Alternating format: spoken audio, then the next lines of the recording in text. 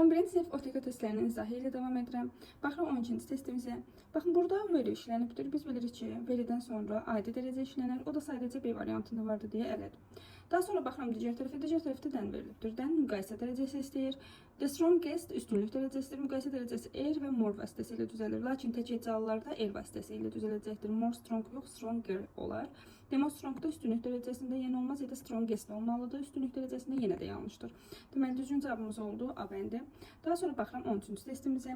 Burada da bizdən mention növ istəyir. Deməli, mention növ biz bilirik ki, to be plus participle to ilə düzəlir. Baxıram birinci cümləmizə. This issue has been solved today.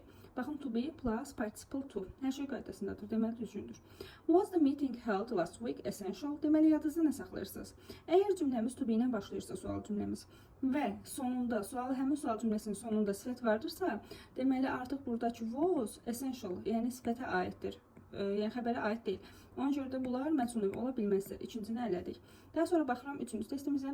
3-cü cümləmizdə the manager has been late for the meeting. Bizim bəzi feillərimiz to be ilə işlənir. To be late for, bu da onlardan biridir.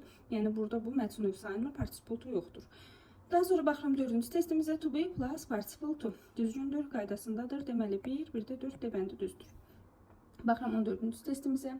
Many people like to eat vegetable salad for their breakfast, others like it for dinner time.